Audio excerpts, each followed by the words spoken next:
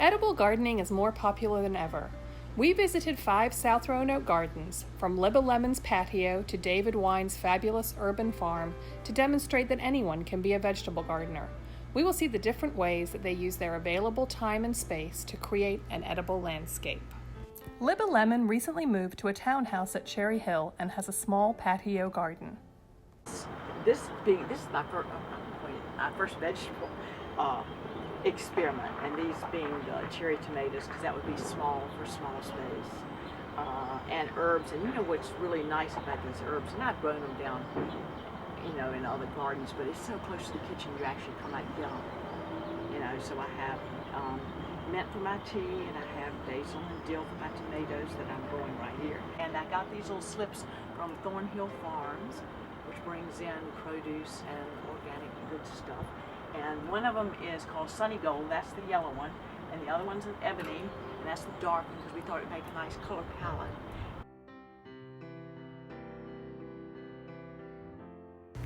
Mary Lou and Sid Barrett garden on Jefferson Avenue. Anyone who has walked or driven down Jefferson has seen their sidewalk garden, which provides joy and some snacks for everyone who goes past. Sid really started the street garden maybe 10 years ago. He really likes tomatoes. He likes to grow tomatoes, and this was a sunny spot, so it's sort of gone on from there. When we're out here, we get to see our neighbors, get to chat with our neighbors. Lots of neighbors take some of the produce. They're welcome to it. I mean, this is city property, so it's not really our garden, it's a community garden. And can you tell us what you have planted here? There's several different varieties of tomatoes. There's some parsley, basil, and squash, yellow squash. And the little garden is a pollinator garden, a butterfly garden. Less visible from the road, but no less beautiful and bountiful, is the Barrett's driveway garden, which combines raised beds with perennial borders with a mix of vibrant flowers and tasty veggies. Forrest and Chris Moore's beautiful back garden demonstrates how edibles can be incorporated into a landscape without a raised bed in sight.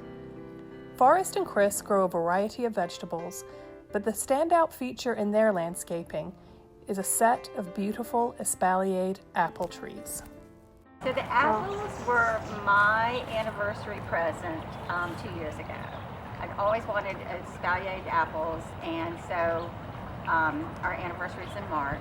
So Chris loaded up a trailer, and the place that he located the apple trees is in Tennessee, like not close nearby Tennessee, far away Tennessee. And he drove by himself and loaded those trees up and brought them back in a torrential downpour, and we had somebody build the stays for it. And so this is our second year with the apple trees, and I just love them. Another interesting garden we found in South Roanoke is Tim and Katie McKernan's hydroponic garden. Tim and Katie live up on Lockridge and have a big deck with a view of Roanoke Mountain. They don't have an obvious spot in their yard for a conventional raised bed garden, so they have gone high-tech with a hydroponic tower. This is a commercial hydroponic tower that I bought from a company called Lettuce Grow. I purchased it because, well, I like the way it looks. It's about 5 weeks old now, maybe 6. I don't think quite 6 weeks old.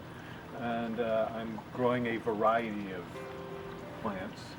I have my peppers, I have a variety of lettuces, bok choy, and then overwhelmingly I have a single zucchini and cucumber plant that seems to be dominating the growth here.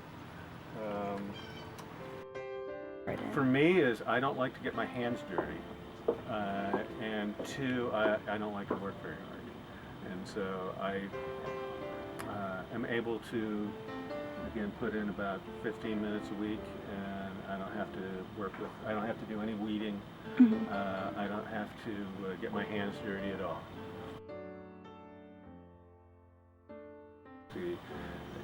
the ability to pick fresh lettuce and make salads. I could not imagine the difference that it truly makes, to the taste of it.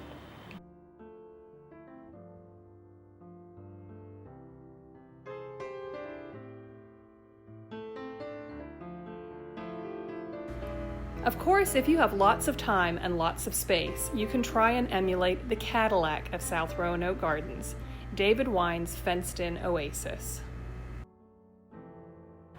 Well, I grew up with my grandfather and father and brother with about an acre, and we grew everything in that garden. Corn and watermelon, strawberries, lots of things. And I swore when I left home I'd never do that again until I got into my, I'd say 40s, and I was frustrated with not being able to have a good tomato. So I figured I'd have to grow my own tomatoes. I've experimented through the years with basically growing the things that I really like, but it is centered around a tomato garden in the summer.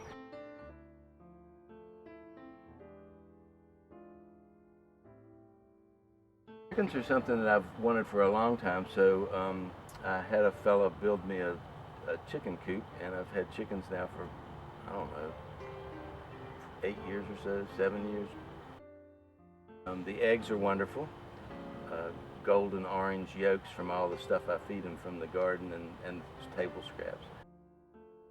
The bees, I grew lima beans one year, and they were the Christmas lima beans, and they were on a fencing. Vigorous blooms and vines, not a single lima bean. And I noticed that I didn't see any pollinators, I didn't see any bees, and so I thought, well, maybe I'll try some honeybees. So my brother-in-law was starting, and he brought me a hive. He now has 20 hives, so he's really gotten into it. How much time do you think you spend a day, a week in the garden during? If I spent as much time at Roanoke Country Club, I'd have a single-digit handicap. As you can see, edible gardening can take a variety of forms. Hopefully these examples will inspire you to incorporate vegetables into your own landscaping.